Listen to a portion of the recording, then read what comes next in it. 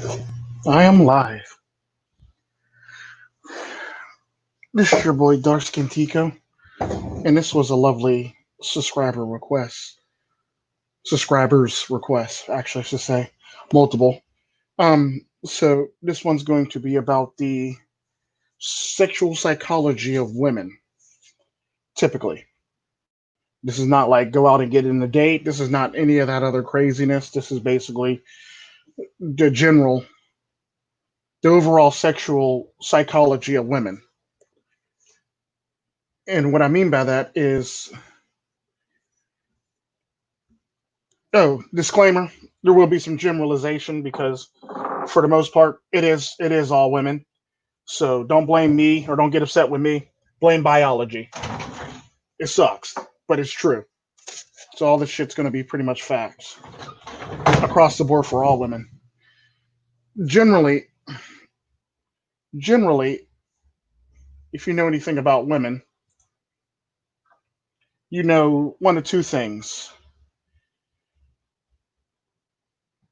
Women tend to have a vast sexual appetite for the most part, for all intents and purposes, is the best way to describe it. All women have a vast sexual appetite. Um, it is what it is. Um, what I mean by that is women typically will tend to hide it or be ashamed of it basically, or it's one of those things where like women, even the most out there women never really get around to actually exploring their their their full sexual psychology. They only like keep it basic for the most part, and typically they keep it pretty basic. So not all women actually, even all the women running around here doing this, you know, wanting to run around having sex, they don't really ever really explore the female sexuality to the fullest extent.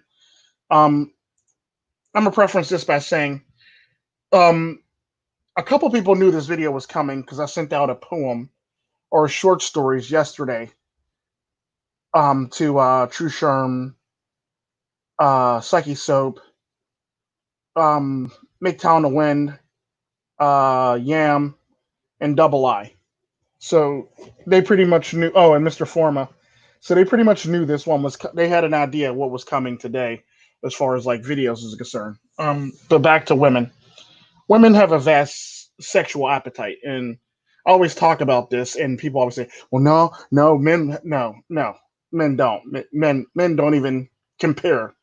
Men don't even come close to women when it comes to appetite wise. Because when you think about women, when it comes down to it, they don't just want sex. They want foreplay. They want dirty talk, and they want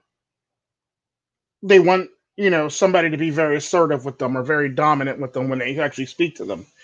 Typically, I mean, they sound offended at the time, but believe it or not, most women actually get turned on when a man's being dominant with them or being very very firm or very very assertive with them. What I mean by that is, at the end of the day, women fall women all women are pretty much all women are sadomasochistic. All women are very all women are sadomasochistic. All women are sexually driven. All women are emotionally driven, which actually ties into their sexual appetite too, because a woman needs to feel something so she can actually jump into something basically, and it all ties to her feelings typically. On top of that, like I said, women are sadomasochists. All women are sadomasochists. All women are, you know, emotional, and all women have a vast like reservoir, a very vast sexual appetite for the most all intents purposes, and for all intents purposes, all women are pretty much goth. You think of a woman as a goth chess player. Um, A golf chess player is the best way I can describe it to you off the top of my head. Um, that's typically the best way I can describe it to you. Think of all women as a very, very sexually golf dressed chess player when it comes to their sexuality. There's levels to it, basically, is what I'm trying to say. You know, there's moves and there's moves you need to make. It's a vast chessboard. It's pretty much one move can be the wrong move, one move can be the right move for the most part. So think of women as a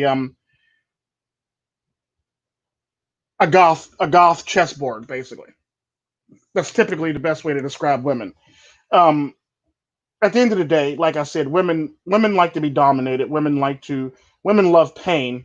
What's up, Captain Brandon? What's up, Captain Brandon? Women like to be dominated. Women like pain. Women like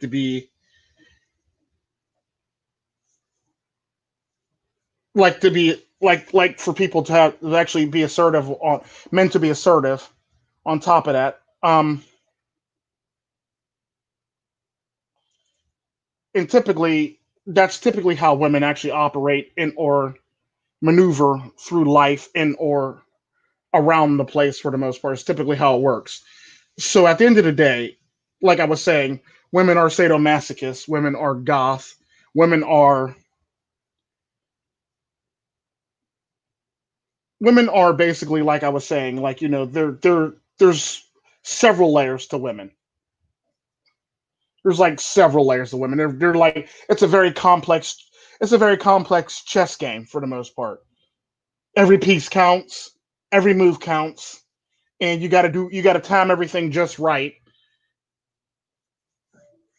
or you'll fuck yourself up for the most part. It's typically how it works. Um, on top of that, what a lot of people don't know about women is that's typically women in a nutshell. That's all women across the board. No matter if you like it or not, that's all women across the board. That's pretty much how they think, operate, and move. Um, what I mean by that is, to be honest, the thing about women that's very strange. Um, and I always hear this, and I always hear people in the manosphere always talk about this. I hear people that are pickup artists always talk about this. I hear people over there on the other side in the black pill community talk about this shit. The sad part about that is you can actually be, if you're a man. Yeah, I'm good. I'm good, Brandon. I'm good, Brandon. I'm good. How you doing? But typically with women, the thing with women that a lot of men don't quite understand, and yes, there is a bunch of mind games, but the sad part about that is it's mind games, but it's biology at the end of the day. You can't really fault biology. That'd be like saying men are wrong because they get hard randomly out of nowhere. That's biology. That's typically how it works. The same goes for women, unfortunately. It's biology. It's basically how it works. But what I was about to say before I was talking to Brandon is what a lot of people always talk about is the dreaded friend zone.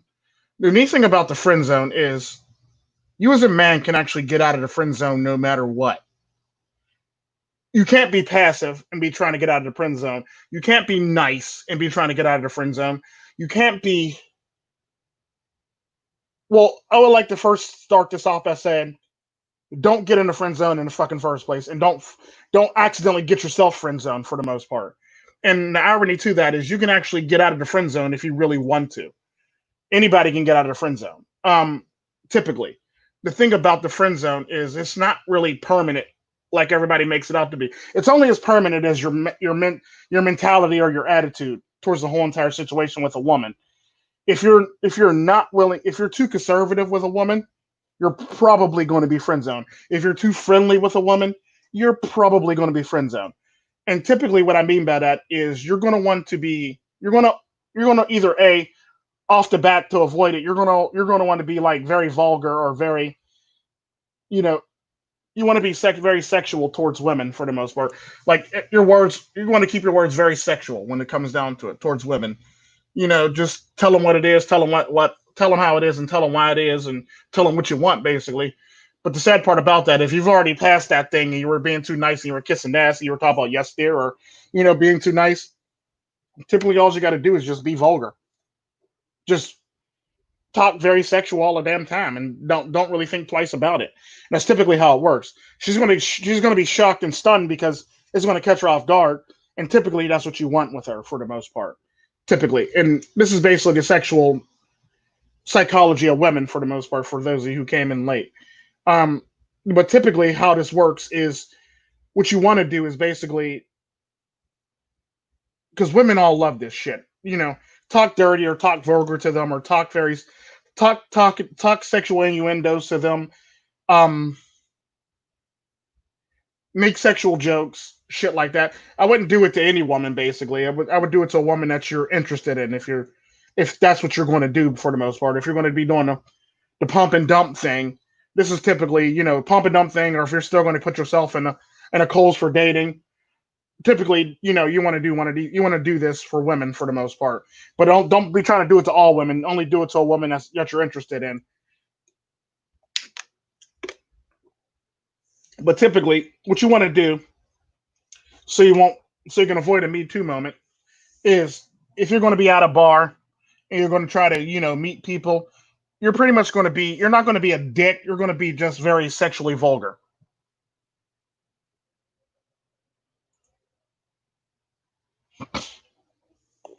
Um, yeah, you're going to be very vulgar. You're going to be very sexual when you actually do it. For the most part, it's typically how it works. It's not going to be one of them things where you're going to be and the thing about it is like you're going to want to turn it on, then turn it off, then turn it on and turn it off to basically keep them on off balance for the most part. Typically, is how it works.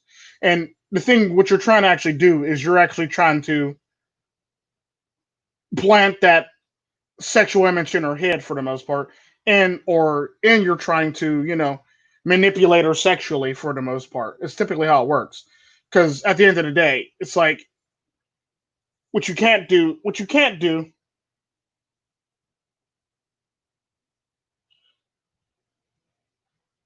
Yeah, pretty much let her know you got yeah. You pretty much gotta let her know you have a strong. It's not even the fact that you gotta let her know you have a strong sex drive. Um, it's typically you pretty much you just have one, and you're not really giving her too many options. To actually be able to friend zone you for them all intents purposes. But typically, it pretty much works across the board for a lot of different women for the most part, and and it doesn't really matter. It's all about like, and the sad part about this whole entire thing is because it's a female sexual psychology of women. It works across the board for pretty much all women. You don't even have to be the most attractive dude in the whole entire room. You just got to be the most assertive person and the most dominant person and the most you got to be the most assertive person in the room for all intents purposes because at the end of the day the most attractive person in the room is not always the most alpha in the room or the most sexual or the most sexually driven in the room. He's just the most attractive person in the room. And the sad part about that, 9 times out of 10, the most attractive person in the room, when he opens his mouth, he's pretty much going to take an L. I mean, granted, don't get me wrong. I mean, there's some that where they're just so attractive and so dense that women will still listen to them. But at the end of the day, if you want to beat out that person, you got to pretty much tap into her. You pretty much got to tap into her sexually, mentally, emotionally, and you got to pretty much tap into her all around for the most part. Because at the end of the day, like I was saying in my last stream, my last psychology of relationship stream 3, what happens is no matter how much. Here's what I mean by this whole entire thing when it comes to women. Women are very women have very good imaginations. Women are very visual, and women have very good imaginations. They also have very good in their mind is very good at like tricking them and or making them think about somebody for the most part for all the technicality. A good example of that is what I was talking about when it comes to women is women with toys. It don't matter how many times she toys herself. It don't matter how powerful that toy is. It don't matter what that toy does, how many adjustments that toy has, how big that toy is. It doesn't really matter for the fact that at the end of the day, what a lot of men fail to realize is women need skin to skin contact. And the sad part about that, women forget about that shit too. Women need skin to skin contact. Um, if you've ever noticed with women, when they do break out their toy, they rub it across their body first before they make it down there for the most part. And that's typically what it is because they need that skin to skin contact. But the sad part about that, their toy doesn't really satisfy that because at the end of the day, it doesn't give her the same feeling that it would if a man touches her back or her shoulder or her waist or, any part of her skin for the most part with his hands. It doesn't give her the same sensations that it would if, she was being touched. And that's typically what it is. Um, and this is where a lot of women always say, I don't need no man. But the sad part about that is you're using a toy to try to substitute something that you can't 100% substitute, which is skin to skin contact. And don't get me wrong, they can touch yourselves, but it's not. It's at the end of the day, it's not the same. They need another person to touch them. They need that skin to skin contact because at the end of the day, what a lot of people fail to realize, even women fail to realize, is what a lot of, especially women, men and women know this, but women try to ignore it and try to push it away or ignore the whole entire urge. But typically, what happens with that is the skin to skin contact is very good for women for two reasons. Because one, it stimulates them a lot more, and it puts them in the zone a lot more, and it puts them in the zone a lot better, and it makes them much more. It turns them on a lot more for the most part. How you touch them, when you touch them, and where you touch them at, basically, is all about how you do it for the most part. It's all about how you do it, when you're doing it, and at what point you're actually doing it during the whole entire the thing for the most part. In all technicality, if you're the more hot and steamy, the more firm you want to be with your hands and your hand positioning for the most part on her. Let it be you pulling her hair, let it you be, if you're pulling her hair and kissing her neck, or let it be you walking up behind her, pulling her hair, slapping her ass, pulling her hair and kissing her neck or biting her neck. It's typically what it is. It's all about that contact.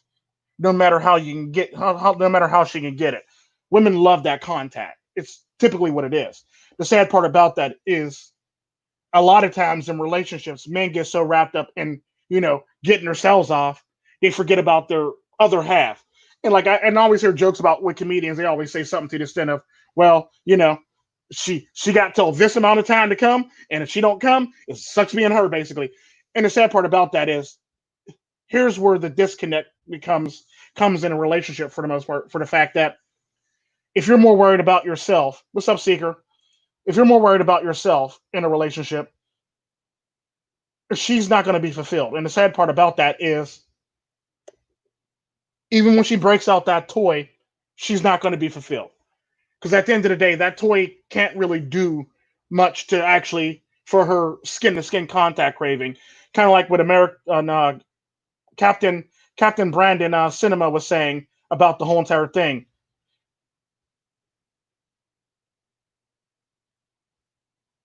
They need to be cuddled. Like, think about why they need to be cuddled or held for the most part. Think about why they're always talking about being caressed. They need to be caressed. They need to be cuddled. They need to be held. They need to be. They love your skin. They love the skin to skin contact for all intents purposes, and it's pretty much what it is for the most part. It's all about the skin to skin contact. Um, they also need to be um, picked on, played with, and everything along the lines of that too. Typically, is how it works also. So that's another thing that they need. They also need to be teased. You also need to be. You also need to be very, very manipulative, and you got to be able to actually be very assertive when you actually pick on them. No matter how you pick on them, you always got to be willing to put down your foot basically when you do it. Don't go too crazy, but go just enough, just to push the envelope with them, and all for all intents and purposes. That's typically what you want to do. You want to push the envelope with them, to see how far you can push it. You don't want to push it too far because at the same time, what you don't want to do is start some shit that you can't finish at any given time or the situation, or if you're a man, you don't want to start some shit that you're not willing to actually do in public. Because there's been times where men were pushed where men pushed too far, and they weren't willing to actually do it right there in that spot. So if you're going to do it and you're not brave enough to bang her on that car or on the counter or right there at the bar stool or on the dance floor, then you probably shouldn't be pushing too far. Because if you push too far, you might end up having sex on the dance floor. All jokes aside, all fucking jokes aside, you will end up having sex on the dance floor. And if you're a man and you're not into that, or you're scared to do some shit like that, that's probably not for you. If you're going to be portioned like that, that's probably definitely not for you. So you don't want to be never start some shit that you're not willing to finish in the very spot that you are. So if you're brave enough to actually do it in that very spot, let it be anywhere. I don't give a damn if it's the movie theater. I don't give a fuck if it's the car. I don't give a fuck if it's in the back of a police cruiser. If you're not willing to actually, you know, put your money where your mouth is at that time, I suggest you don't really push too far with a woman. And that's typically what it is, because a woman is, trust me, if you turn a woman on enough, she's willing to do it anywhere and everywhere. It's typically how it works. She'll do it. She'll do it in your mom's room. She'll do it. She'll do it while sitting at the counter while you're all talking to people at the table. It's just what it is. Um, and the thing about that is, yeah, you do. You definitely do. You definitely do. Sad part about that. That's actually pretty true. You got to be willing to actually go. If you're going to push the envelope, you better be willing to push the envelope and keep it going, and be brave enough to actually take the consequences that come with that pushing that envelope. Now, I'm not talking about just hitting on some random woman and getting me too. I'm talking about if you see somebody and y'all both have some interest in each other. If you're willing to push the envelope, push it. If you're not willing to push the envelope and have to break her back in a club, don't do it, pimp. Don't do it. Don't do it. And it's typically what it is when it comes down to women. And you also got to be, like I was saying, what's up, JD Mouse, pimping. Um, and the sad part about that is you got to be willing to tease her. You got to be willing to pick on her. You got to be willing to, you know, uh, fuck with her emotions constantly for the most part, or fuck with her emotionally, mentally, and physically for the most part. Because you got to be willing to tease her, but you also got to be willing to push the envelope on how far you want to tease her. Like picking on her, almost like a teasing her, almost like a bullying way, or if she does something, laugh at her. If she makes herself look goofy, if she makes herself look goofy, um,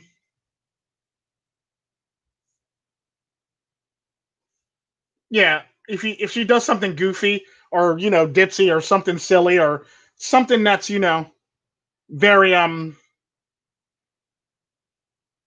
something that you can pick on her about that for the most part. And it's pretty much what it is. You just got to pick on her about the shit.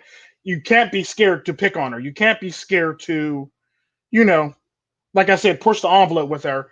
And and if touching happens to come about, like what's his name was saying, you got to be willing to, like, use your thumbs or your hands basically, and go as far as you need to go. And if the problem with that, though, is there's a lot of men that'll go too far, and they're not willing to actually finish the deal where they stand for the most part.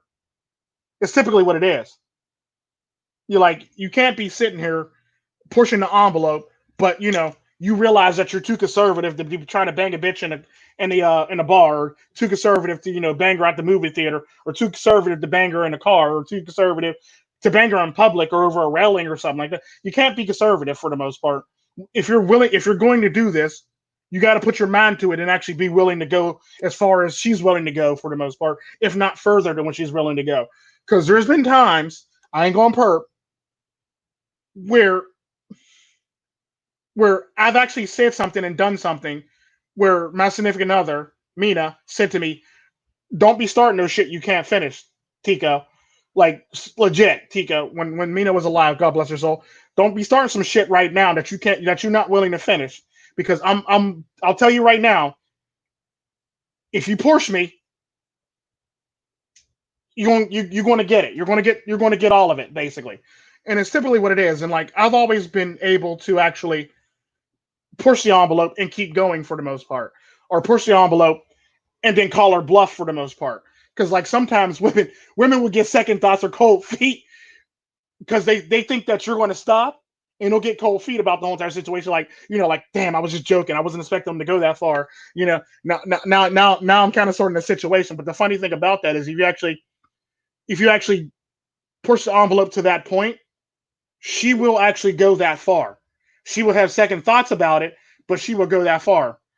Um, and the sad part about that is she will forget about all the shit that's going on around her while you're banging her back out for the most part. It's typically what it is. That's generally the psychology. That's generally this sexual psychology of women. All women,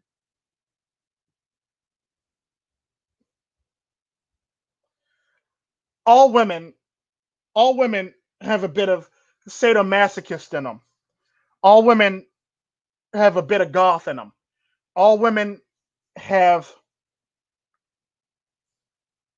all women are pretty much all women are pretty much a walking, talking, breathing literotica. All women are pretty much that. All women are sadomasochists. All women are, sadists. All women are get joy in pain. All women get joy. Well, can actually they can actually overcome embarrassment if they're getting pleasure out of that embarrassment for the most part.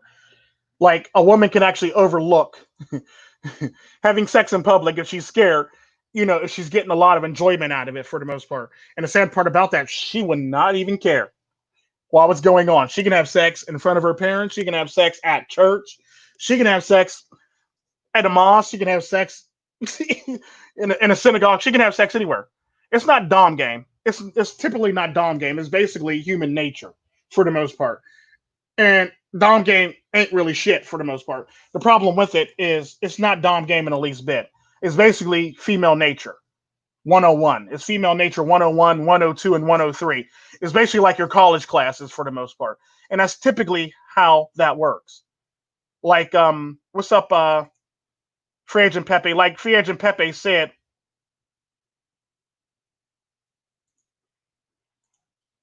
the combo of pleasure and pain. That's pretty much what it is. And pain doesn't necessarily have to be physical. It could be emotional and or mental pain for the most part. What I mean by emotional pain or mental pain is if you tease them, that's going to be emotional pain. Like, because they're going to be that's pretty much going to knock them down a peg and make them so they're actually on your level. Because the fact that you can laugh at them lets you know that that pretty much reinforces the fact that you're not above me and I'm going to laugh at you and I can laugh at you all day. Yeah, trust me, I've had sex in a synagogue. Knock on wood. Hopefully, I don't get struck by lightning. Admitting to that shit. I've had sex in a synagogue. Yeah, but typically, pleasure and pain go hand in hand. Is pretty much a good thing for the most part. And the sad part about that is, like I was saying, mental would be like her being embarrassed. After her, like a good example of that, if she's in a certain surrounding with a lot of people, that's another way you can actually pain her is embarrass her by like doing it in public. But the sad part about that is if you're not willing to do it, go that far yourself, I suggest you never do it. I mean, there are times when you can actually pull that off and get away with it, Like a good example is if you're out and about and you basically want to build up tension. That's a nice way of doing it. I mean, there's that's two different ways, but you can build up tension the whole entire night if you're out with a woman. And typically, what you're doing is basically building up tension for later, or building up tension and teasing her, and then like pulling away, making it so like you're not going to be an easy target for her to get for the most part. And and and that's pretty much what it is. You you what you the thing about it is what this is where a lot of people miss out on, like, for the most part. And yeah, choking's good. Choking's always good. Choking's always good. Like slight choking and or spanking and or biting, shit like that for the most part. Um this is where that skin on skin contact comes into play that I was talking about earlier. Um but in all technicality, um that skin on skin contact pretty much comes down to the whole entire kissing, biting, spanking, choking, shit like that for the most part. Because all women need that skin on skin contact. It don't matter who they are. It don't matter, like I was saying at the beginning. It don't matter how many times she toys herself. It would never compare to that skin on skin contact for all intents and purposes. So it don't matter what she's doing with the toy. It don't matter what she's doing with anything else. At the end of the day, she still needs that skin on skin contact. Because at the end of the day, what you say God would understand. I think I'm probably still going to hell for that, dear Brandon. But yeah, in all technicality, they all need that skin on skin contact. If you've ever noticed, if you've ever seen a woman use a toy on herself, if you've ever noticed, she'll pretty much run this toy across her skin before she actually goes down to the area she needs it at for the most part. She'll run the toy across. She'll stroke the toy across her skin, and that right there is letting you know, no matter how much she used that toy, she still needs that touch. That toy will never replace that touch.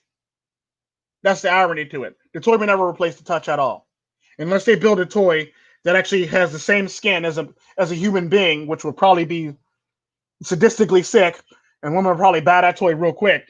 Unless they buy a toy that has like the skin of a human being, that'll be the only way they can pull that off. But the sad part about that is they won't be able to fully pull it off for the fact that there's still the warmth and there's still the depending on where you touch her at, between your thumbs and your pointer finger, there's still the matter of the heartbeat or the pulse. Is typically what it is. And the sad part about that, despite the fact that there's a vibrator, that vibrator will never meet the same requirements as a pulse in your hand for the most part. Because the sad part about that, what a lot of people don't realize is you can actually feel your pulse in multiple places in your hand. And the sad part about that is when you're actually in a sexual act, because of how a woman's skin is set up, she can feel every if you're touching her with your hands or any part of your body where like you can feel a pulse at, her skin can literally feel your heartbeat running against her skin for the most part. Let it be your neck, let it be your hands, let it be your wrist, let it be your let it be your the creases of your arms to everything. It will never the vibrator would never compare to the pulsating your heartbeat for the most part. And the sad part about that, what a lot of people fail to realize about that too, is along with the heartbeat that they feel through all the areas where we could check your pulse. There's also the feeling of your breath against your skin too. Women love that. Your skin against your breath against their skin drives them crazy for the most part, all intents and purposes. And the sad part about that is there's going to be no toy that can actually do that. There's never going to be a toy that can actually do that. Um, and this is where a lot of this shit happens. Um,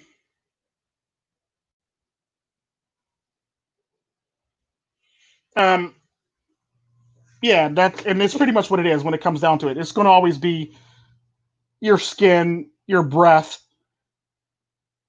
your scent, which is your usually your what they call it, your hormones. I mean, not your hormones, your the pheromones that you give off for the most part that comes off your skin that she's attracted to, to the to your touch and your heartbeat, your breath, and everything along the lines of that. Um, the neat thing about it, like what Seeker saying with the sweat, despite the fact that she might complain about your sweat when she's not in the sexual act, your sweat is very is your set your sweat is like Spanish fly during sex for the most part. That's the best way I could actually put it. Yeah, it's pretty much like Spanish fly. If anybody knows what Spanish fly is, it's illegal to actually have in the United States. Apparently, I don't know why, but it's apparently illegal to have in the United States. But it's not illegal to have it too many other places. But the United States, all typically, which actually I found funny. But your sweat is a drug for all intents and purposes. So like, there's everything that works against the vibrator, despite the fact that she says, "Well, I have toys." Well, unless she has somebody else touching her, caressing her, holding her, that would never replace the touch, the breathing, the sweat, the scent and the smell for the most part. A good example of that, um, if you've ever been in a relationship, women always want to take one of your sweatshirts and wear your clothes. It's not because they want to be cool like you. It's because it has your scent on it. That's typically what it is. They take your clothes because it smells like you. And the funny thing about that, what a lot of men miss is they will swap out your clothes every now and again once that scent actually leaves. Once that scent actually leaves that piece article of clothing, they'll actually swap it out for another one of your articles of clothing. And it's typically how it works. When it starts smelling like her too much and your scent actually disappears or starts to vanish, she'll go and get another one of your shirts. Or she'll wait for you to wear something and then she'll actually wear that. She'll wear that the rest of the night. Is typically how it works. Um, Another thing that they try to use to actually replace touch and cuddle is the body pillow. The body pillow. Think about that. Now, the body pillow is funny for the fact that only most anybody that buys it is mostly women. That's pretty much what it is. Most of the people who buy a body pillow are women. And that's typically, if you ever notice, when they sleep, they always have their legs wrapped around the pillow. They always have their arms wrapped around the pillow when they sleep.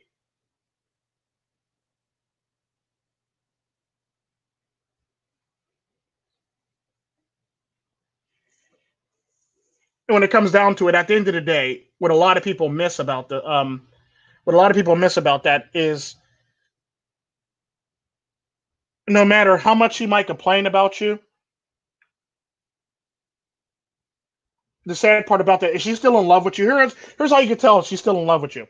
If she's still wearing your clothing, even when she's mad at you, she's still in love with you. And that's typically what it is. If she's still wearing your clothing and she's mad at you, she's still in love with you because she misses your scent.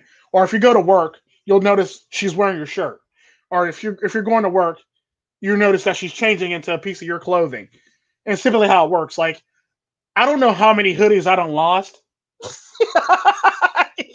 conveniently to somebody that I've been in a relationship with.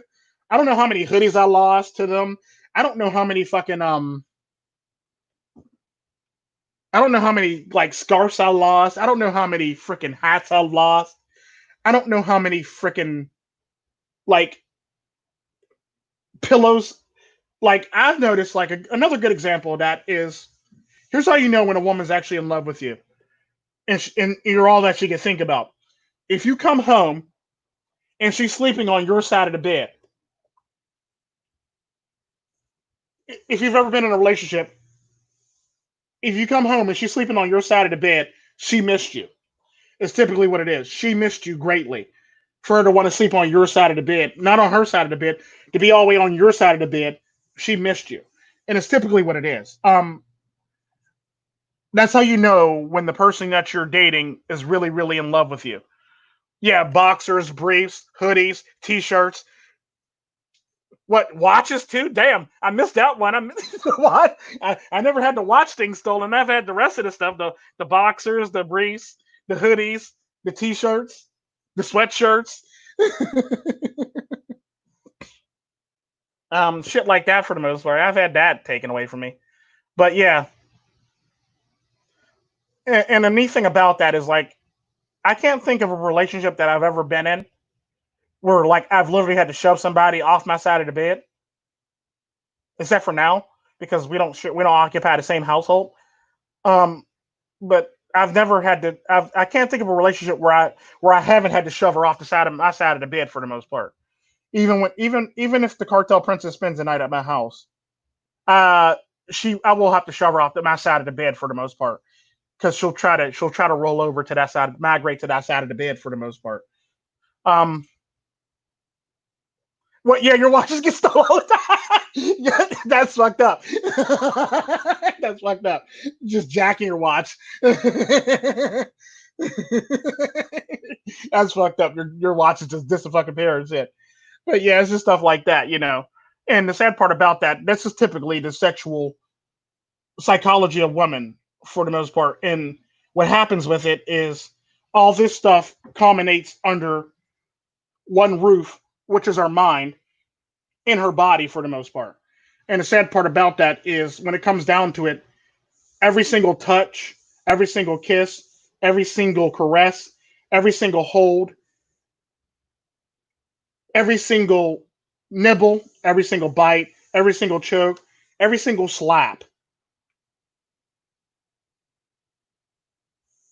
culminates to all this stuff that she enjoys and likes and wants for the most part.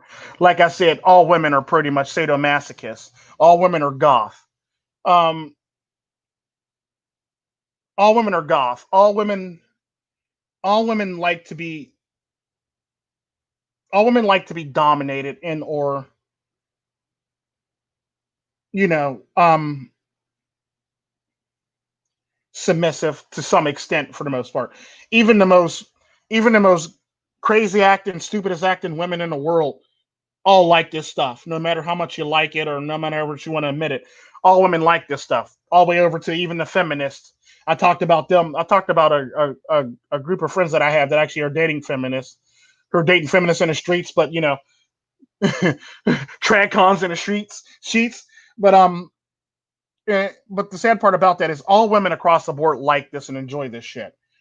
It don't matter who they are, what walk of life they're from, they all like this shit, and it's typically what it is. Like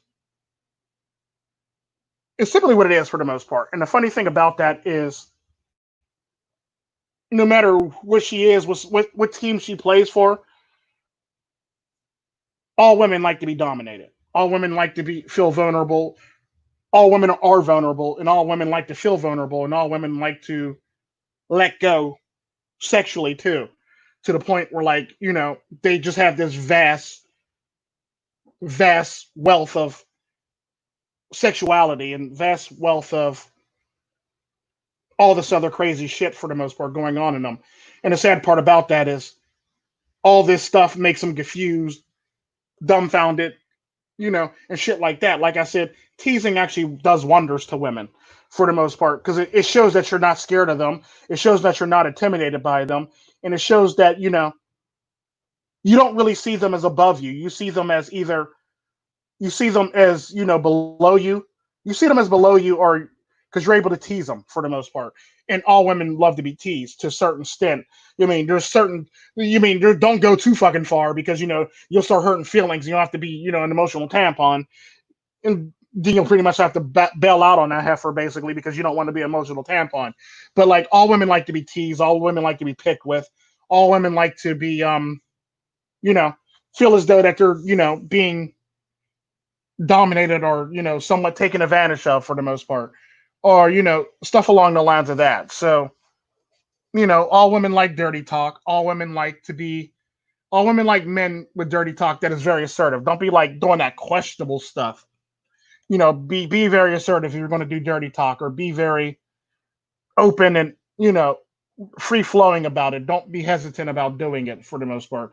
This goes for men that's in a friend zone too, and this goes for men that don't that's trying to avoid the friend zone when they first meet a woman. And it's just shit like this that just blows my mind that men don't seem to understand. Well, it doesn't really blow my mind because you kind of got to take into consideration too. A lot of men are actually raised by single mothers, so they don't know any of this shit. Typically, they don't know any of this shit at all, which is really sad. Like, to be honest with you, like there's a shit ton of men that know nothing about this or think they know about women because they learned from their parent, their one single parent, and she couldn't even figure out how to keep a man. So how the hell could she tell you how to please her if she doesn't even know how to keep a man? And it's typically what it is. But the sad part about that is in this day and age with the internet and YouTube and BitChute and all these other things, you can actually relay these messages to people so they can be better human beings for the most part. If you want to play the game, if or not, or if you want to do the pump and dump thing or not, if you want to do the purple pill thing, which I really don't think is even actually a thing. If you want to do all this shit, basically, it's good to actually have this knowledge just in case you want to try your hand at something. I'm not really just suggesting go out there and do it, but I kind of figure since I have the vast knowledge on this shit, I might as well share it. Um, but typically, yeah, you want to be able to tease, you want to be able to manipulate a woman mentally, emotionally, physically. Not really manipulating, but like make make make them realize that they're not on a pedestal when they're around you for the most part. Is what I mean by like manipulate and tease for the most part. Like you basically want to let them know that you're not above me, you're below me, or you're going to be below me in a few seconds here, and you just don't realize it yet for the most part because I'm higher than you and I'm more valued. I'm of more value to you. And the sad part about that, a lot of men aren't willing to put in that work or willing to actually show that side of them, or you know willing to actually do that for the most part. Because a lot of men, like I said, were raised in a gynocentric society or raised by a single mother to the point where they don't know how to do that or they can't do that, or they chicken out at the last minute, or they chicken out for the most part when it comes down to it. They'll start it and I'm like, oh yeah, no, too much. And it's typically what it is because like I can't think of anybody that I haven't really teased or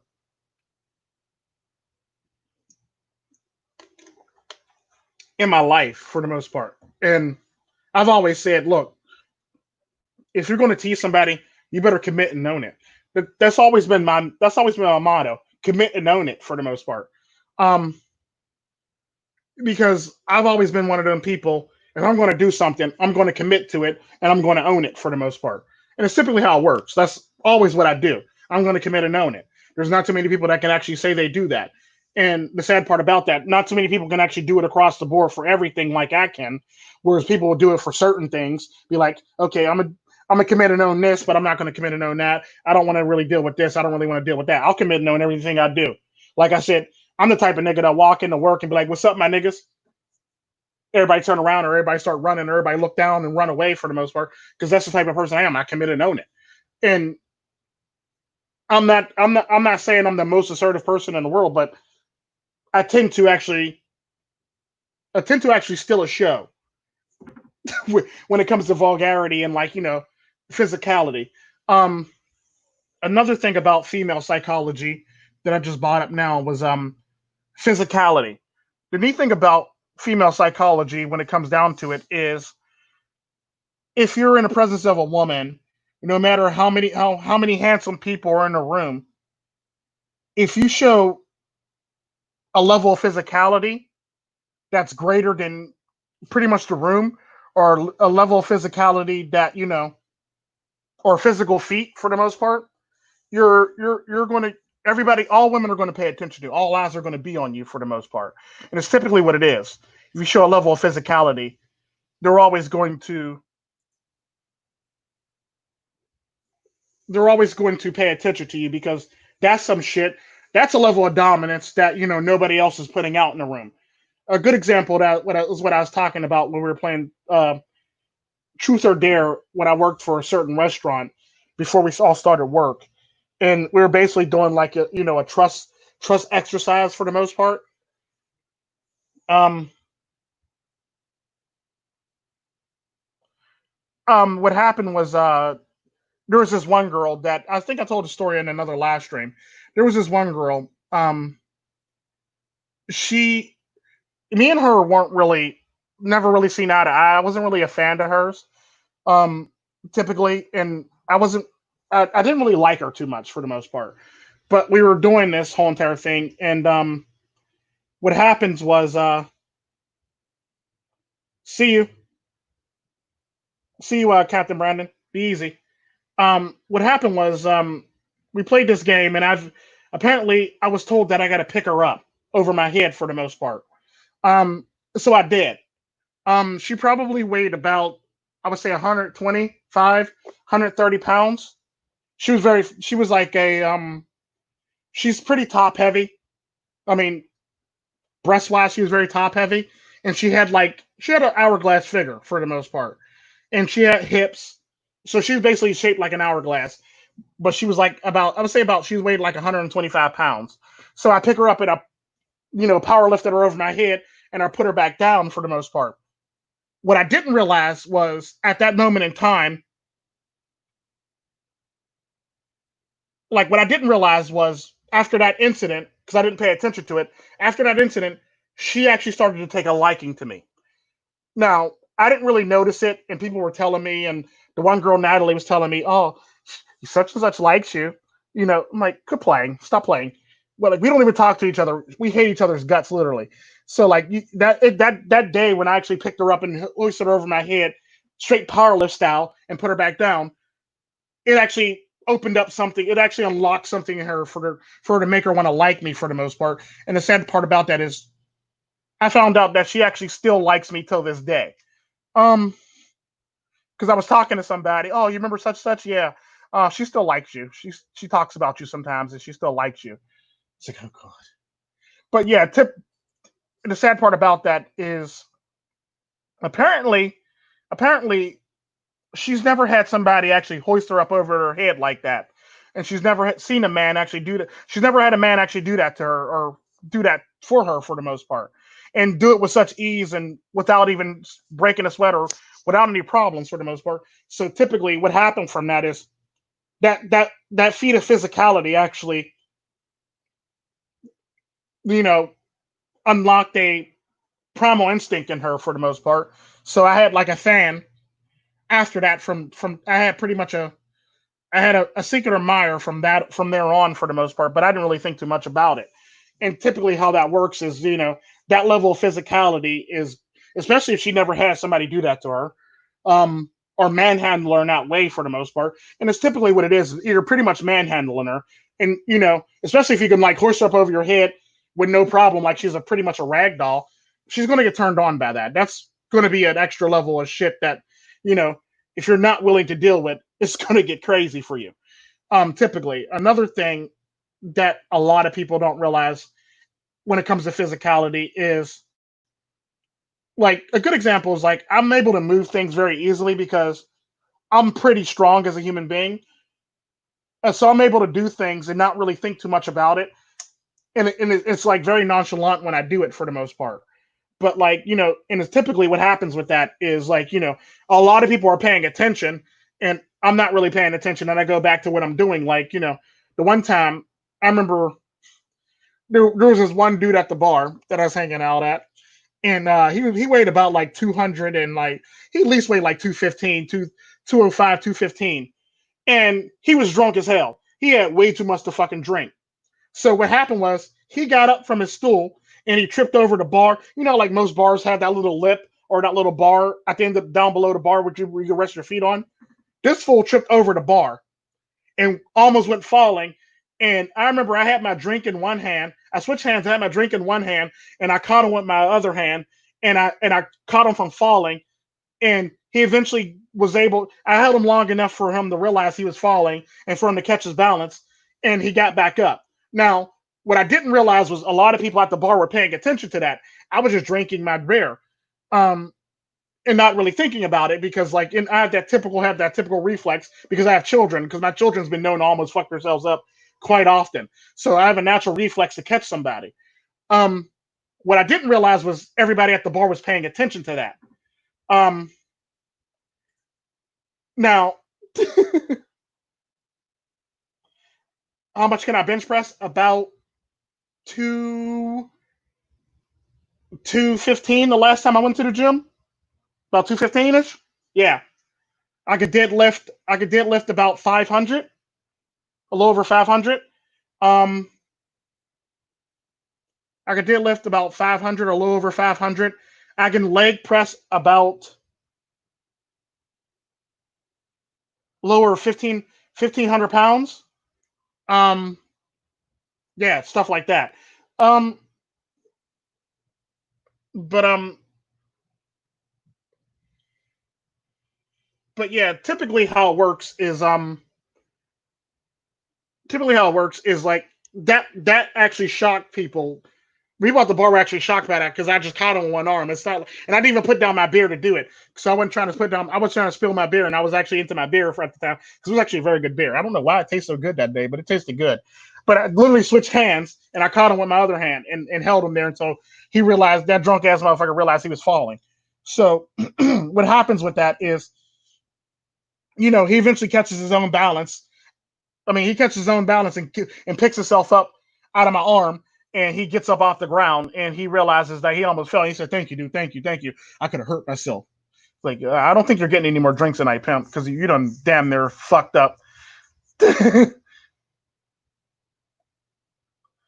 uh, you pretty much done fucked up and tripped up and stuff like that. So I don't think they're going to serve you no more tonight for the most part. But like, I realized that the bartender was paying attention to me, and another girl at the other end of the bar, and another girl that was paying attention to me, and that too said, I can't believe you didn't fall on the ground. You ain't fall off your stool trying to hold that big ass nigga up like that.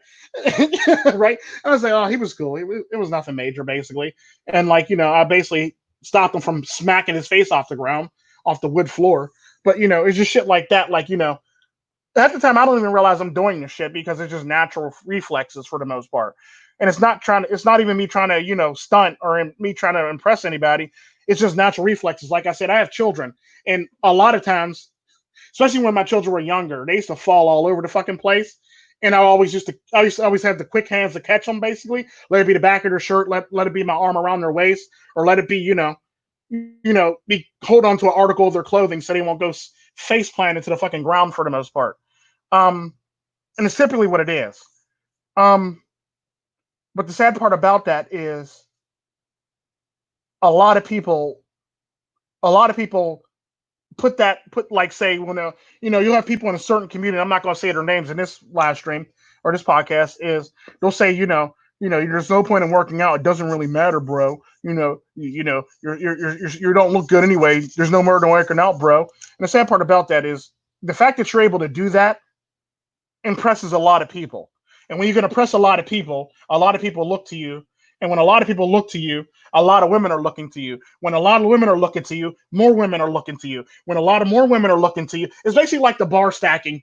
It's basically like the bar stacking theory, the bar stacking thing. Basically, what you do is you bring some guys, you basically bring some girls to the bar. You basically bring some girls and you have them at the bar. Then guys show up. Then girls show up. Then guys show up. Then girls show up. Then guys show up. Then guys that drive nice cars show up. Then girls that want those guys with nice cars show up. Then more guys show up. Then girls show up. Then more guys show up. Then a handsome people come and they show up. It's pretty much bar stacking 101 for the most part. It's the same damn thing. It's the same damn thing when it comes to physical strength or your physicality.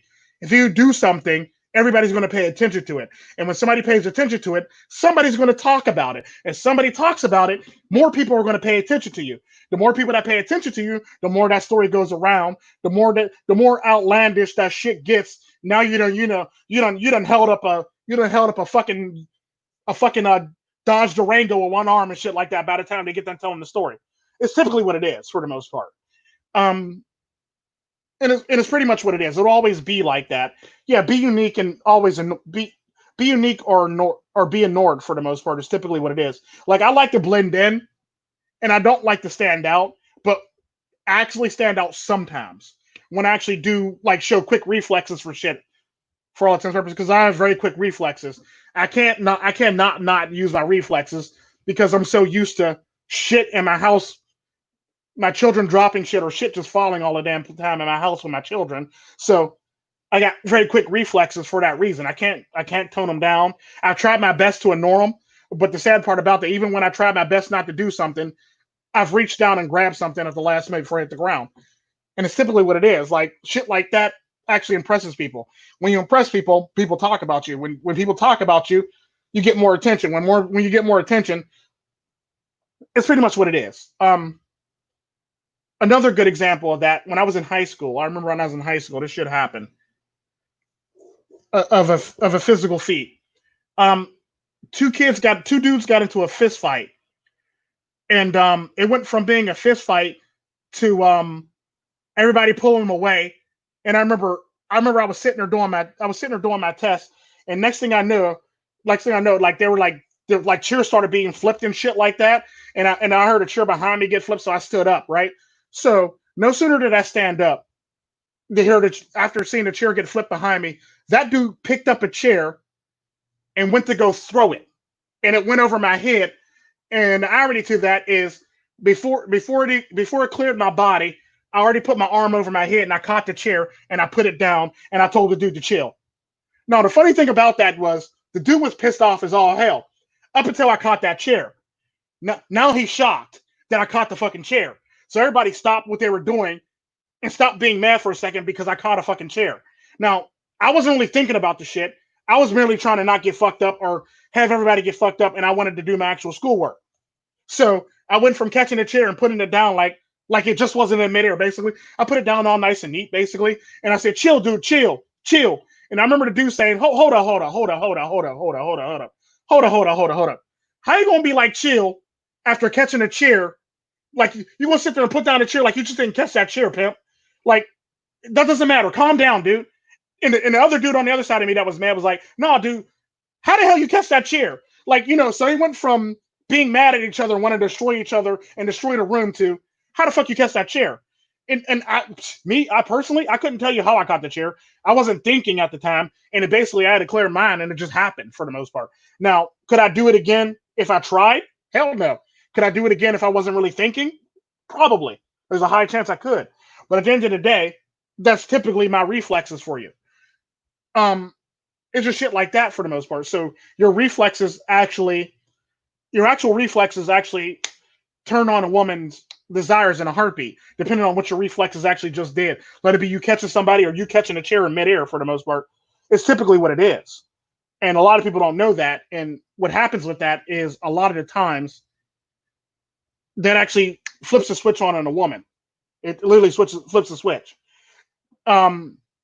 On top of that, like when it comes to outside of physicality, it's all about your posture.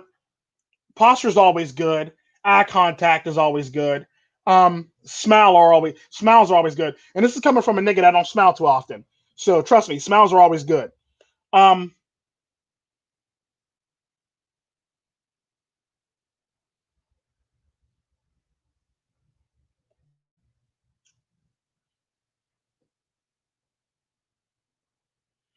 What about what? Oh shit. But typically how it works is basically your posture is all a very good. Your posture is very important. Um, your posture is very important. Your like I was saying, your posture is very important. Your eyes contact is very important. Um, a lot of that shit's pretty much very important. Eye contact, smiles, and all that. I don't smile too often unless I'm in a video or doing a video for the most part. I'm not really known for smiling too much. Unless I'm doing like a video or, a video on YouTube or a video in general for the most part. I'm not really known for smiling. Or if I'm doing like an interview or something like that, anything where like, I got to actually present myself as a people person, I typically smile. Or be like an outgoing person, I typically smile. Other than that, I really don't smile too often. But smiles are very important. Eye contact, like I said, posture,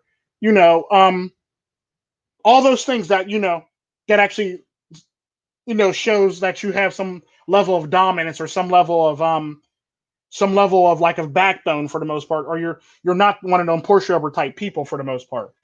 And it's just stuff like that. It's just stuff like that for the most part. What you call it? I got the resting piss face. One of my coworkers used to say I have the male resting bitch face. One of my coworkers used to tell me that at work. Why do you always look like you got the male resting bitch face? Or I call it the Vladimir Putin face. Um, that's typically what my facial expression is for the most part. And I don't really smile in photos either, so you're not the only one. I don't smile in photos either, so you're definitely not the only one. Um, but yeah, it's typically stuff like that actually shows. Yeah, you mean you pretty much create status on the spot. And the sad part about this is I do it by accident, and I don't realize I'm doing it half the time because it's just a part of my character. But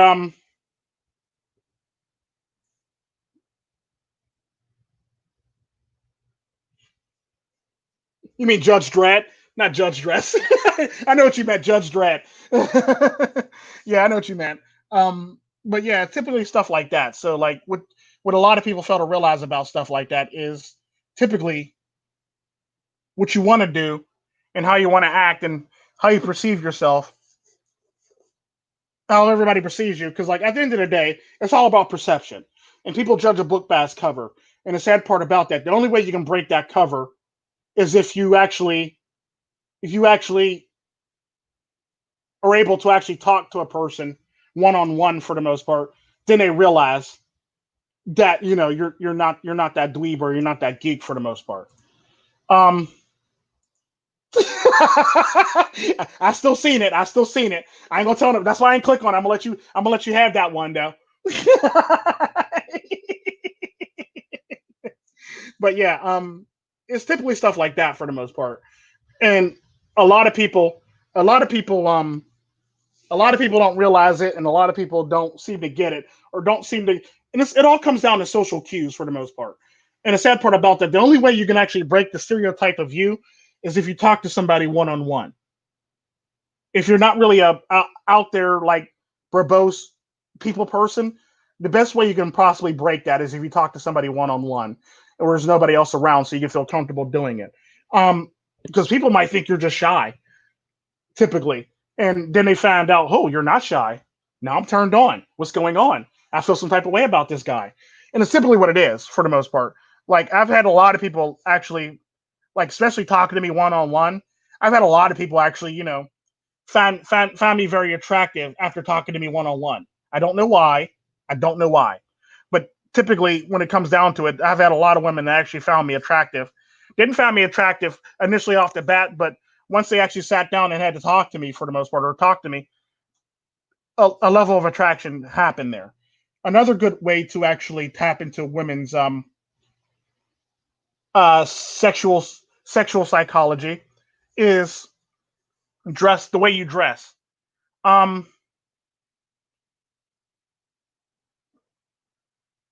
the way you dress for the most part. If you normally dress like casual, or if you normally dress like street or something like that, and people are used to seeing that, it's one of those things where like everybody gets used to seeing you that way. However, if you come to work in a tie and some dress pants, you tend to turn more heads. Especially when you're working. There's just something about a guy.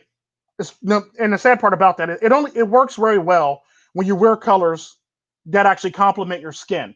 Don't be out here wearing like orange if you're black as hell. Like typically, don't be out here. I mean, we can wear orange, but like it's one of those things where like don't be wearing it if you don't have the pants to pull it together with the shoes. Basically, is what I mean. But like the way you dress, the way you carry yourself, and the way you actually you're seen is two totally different ways. Like you could be dressed in some saggy pants or some baggy pants and a t-shirt all day, but like people will look at you. Certain women that turns on. Certain women that really turns on. Like you're just dressed like a street nigga, basically. That turns on a lot of women. Black, white, Chinese, Puerto Rican, or Asian. It doesn't really matter. it turns on a lot of women when you're actually dressed like a street nigga for the most part. That's typically how it works. But the irony to that is it doesn't turn on women as much as it doesn't turn on women as much as you dressing up for the most part and wearing a tie. It's typically what it is. If you're dressed up and you're wearing a tie, it actually turns women on and it makes women turn heads and women actually stop and talk to you.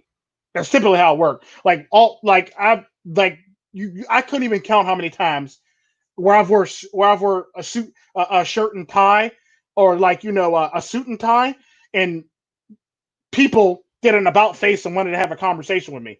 Like typically, I'm not the type of person. I always have this look on my face where you don't want to talk to me anyway. But if I'm wearing a tie or a suit and tie, people tend to always want to talk to me, especially women. And it's funny how that works. Like more women stop and talk to me. Women start getting giggly and flirty, start playing with their hair. It's shit like that for the most part. And it's funny watching them do that shit because I've always found it funny watching them do it. Like typically, it's funny like that for the fact that look, you don't talk to me any other time. Now that I'm wearing a shirt and tie, all of a sudden I'm the bee's knees now. I'm sorry for using an old adage. I'm old, so work with me here. But typically it is what it is for the most part. They're gonna pay attention to your outward appearance for the most part. Women pay attention to that shit. But the sad part about that is depending on how you dress and what they're used to seeing you wear and what they're not used to seeing you wear, it piques their interest for the most part. And typically, a lot of times, suit and tie piques women's interest. Um, it's dressed in street clothes, you just came out you just came from off the block basically. Actually, turns a lot of heads. I mean, most women get scared of you. Most women tend to run or tend to want to avoid you. But there's a lot of women that actually fits their a sexual desire to want to be dominated by some street nigga basically. And it is what it is. Like that's actually one of the many things that women like to be that's a fantasy of a lot of women being dominated by some street nigga basically. Um Believe it or not. Across the board for any race, for the most part. For any race of women, there's women have fantasies about being dominated by somebody from the streets. Whether it be black, white, Chinese, Puerto Rican, or Asian, and from the streets, they're from the streets and they want to be dominated by a street motherfucker, basically. Um, um, Suit and tie, yeah. Just shirt and dress shirt and tie and pants basically works wonders too. Um, Another good thing is um, bucket hats or fedoras, bucket hats, fedoras. Not really bucket hats per se. I'm not saying go fucking Mr. Monopoly. Fedoras, shit like that, all work wonders and stuff like that. Hats like that. Um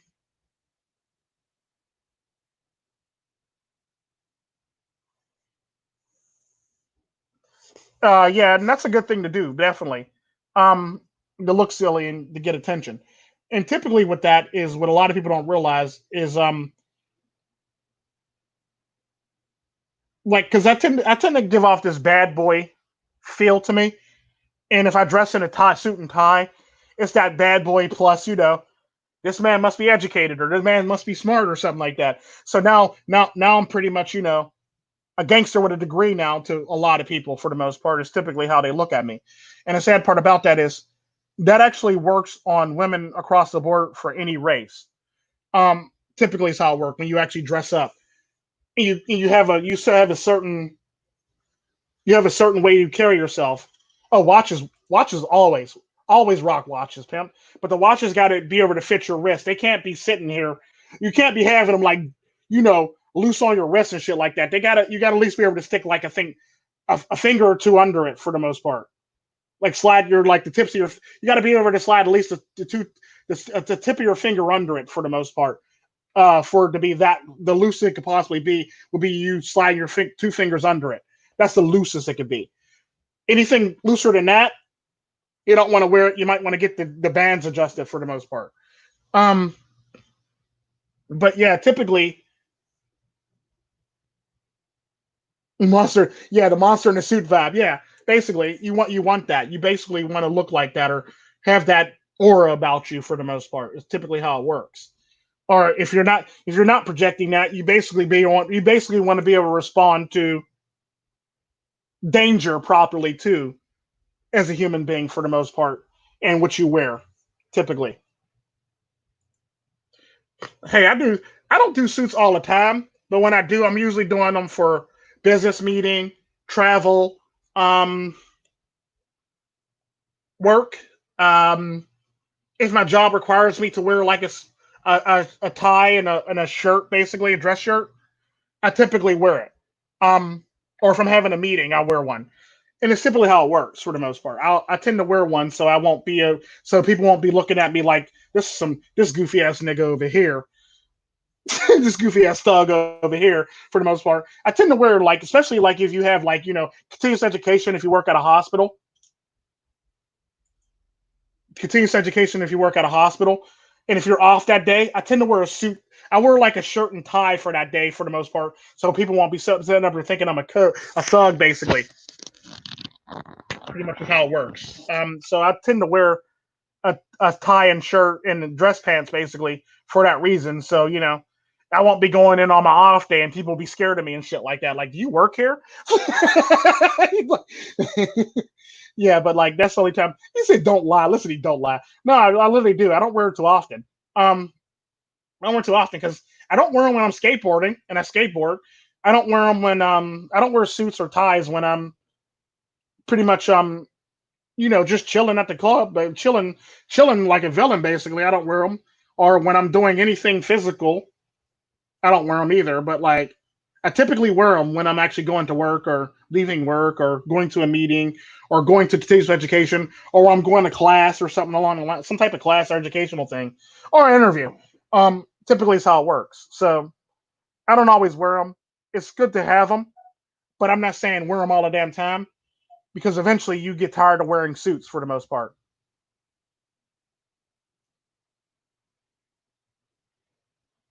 I still skateboard too. But yeah, that's typically what it is.